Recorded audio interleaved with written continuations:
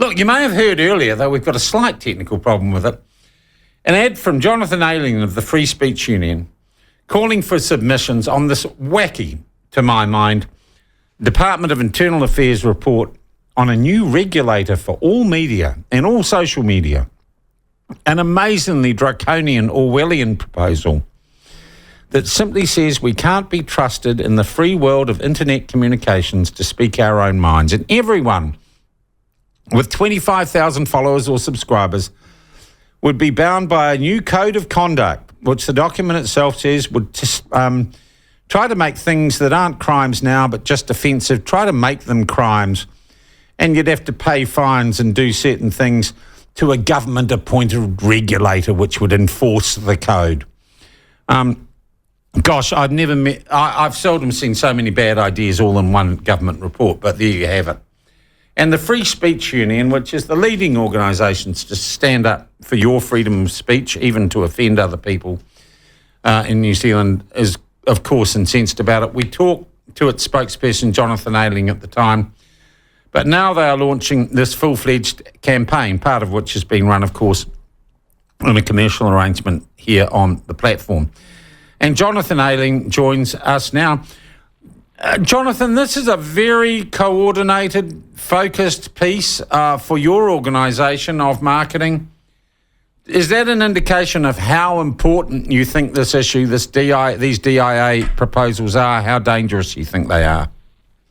That's absolutely correct, Sean. We're very concerned by the proposals that have been released by DIA. This is really perhaps the biggest issue that we have ever felt we've had to deal with. The hate speech laws were a major campaign for the Free Speech Union because we simply insisted that this very subjective notion shouldn't be put to the courts around what people to say, and yet this is effectively worse than that. It's hate speech laws online, but it crosses over all sorts of social media and is set away from Parliament. A super regulator is going to be established to decide what people can say in their personal blogs and on podcasts and on social media, and yet there won't be recourse in participating in what those codes will actually say. So we just have to swallow it down unless we make a stand now. And that's why we're saying now is the moment for Kiwis who don't have to agree on anything else but that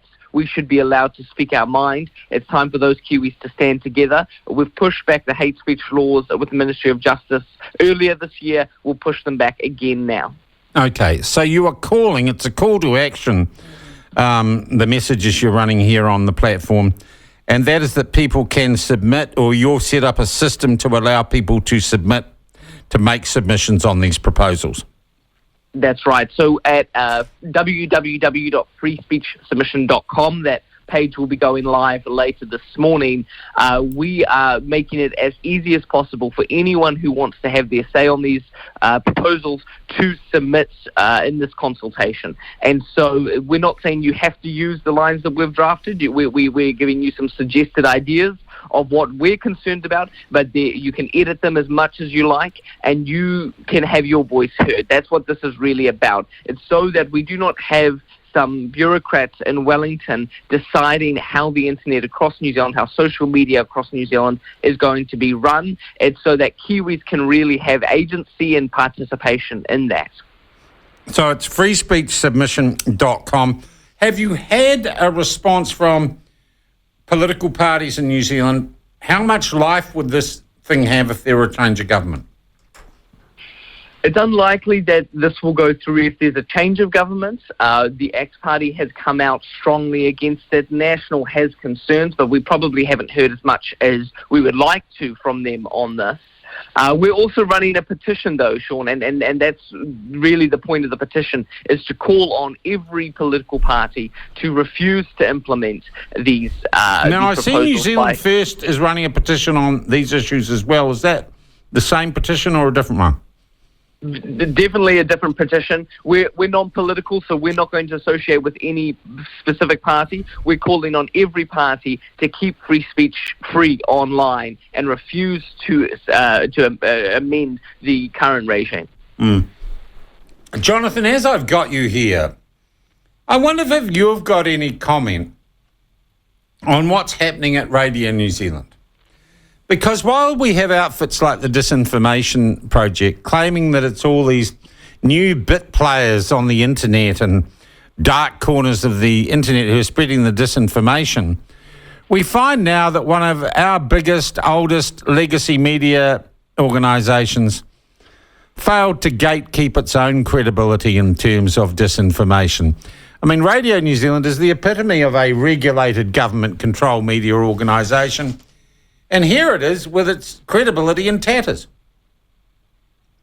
And I think that's really the issue. There's two issues I hoped we might have a chance to discuss, Sean, both this and the name suppression that's been put on the Grandma Basher. But with regards to RNZ, that's really the key issue at play here. You know, there are differences of opinions that come into play around editing, and organizations can approach that as is consistent with their rules. So that this is inconsistent. That isn't necessarily the free speech aspect. The free speech aspect, though, is the transparency. It's the accountability. It's the trust that we have in a government institution like RNZ, and a media institution that's fully funded by central government. What we need is to have confidence that we're not being fed certain lines, but rather just the facts of the matter, and that we're allowed to make up our minds for ourselves. And that issue is spread now, it seems, to transgender issues and also to Israel-Gaza. There seems to be... So really, what you're saying is that these controversial issues that people should be allowed to debate and take different sides on in a free and democratic society, we're actually being corralled into one way of thinking. And that is why you and I both know that only 42% of Kiwis trust mainstream media. This is at the heart of why there is such distrust in our key institutions like media, but even more broadly than that. And that's really bad news for our democratic society. I also want to ask you, it's been announced this morning that Willie Akel, media lawyer, guy I know and have respect for, Alan Sunderland, New Zealand journalist, New Zealander but Australian journalist, who another guy I have respect for, are on the independent panel to look at these issues at Radio New Zealand, but also in there is Linda Clark. And Linda Clark was active in assisting Massey University at the behest of the government in shutting down Speak Up for Women and coming up with the health and safety excuse to deny various people access to Massey forums to hold meetings. And I wonder if she's an appropriate person, given her political connections, to be involved in that review. I don't know the details of Linda Clark's involvement there, so I'd have to take your word for it, Sean. The fact of the matter is, though, we see across a number of senior positions, possibly like this, but in other instances as well, where individuals who obviously have outright antagonism and disdain for the right for common Kiwis, for everyday people around the country to have their say. At the heart of censorship is actually a great fear of the common Kiwi. We can romanticize in quite a condescending way, I guess, an inclusive or innovative or reliable Kiwi that we're lauded for being overseas. But the message here is actually don't trust them. Don't trust them with the ability to talk amongst themselves. Don't trust them to form the opinions themselves. We need to do that for them. And so this disdain is actually quite an elitist approach, and that is inherent in any opposition to free speech. And it definitely sounds like that is coming through in this appointment as well. Yeah. Okay. And you said you also wanted to talk about the apparent diversion of this 20-year-old, the Granny Basher, he's become known at Albert Park. And look, I was saying, Jonathan, I didn't sit through the hearings of this. I haven't seen the submissions. Diversion is not uncommon in New Zealand, and to have it denied or to not give someone diversion where they might get it otherwise because a case is high profile would seem in itself to be somewhat perverse. Your feelings... That's not the issue that we take here. The issue is name suppression. which is necessarily the woman who was assaulted is now not able really to tell her story. There is an individual who assaulted her. Now, what you're saying is, if that had happened on Queen Street at 2 o'clock in the morning, would someone have gone to prison in a different case? Yeah. Or maybe not. I'll leave the experts to decide that. But name suppression is necessarily an injustice in a case like this. And we have real concern that people's speech will be silenced and that they will know who committed this crime, a high-profile crime, and all things considered, actually a very hateful crime. Yeah, I would agree. You might almost even call it a hate crime, and yet we're not able to discuss it. And we can discuss it, but we don't know who he is. Jonathan, do you appreciate 20 years old, first offence, it must be for him to get diversion, first criminal offence. Would you... There's got to be some compassion for the individual here too, no matter how heinous what he did was.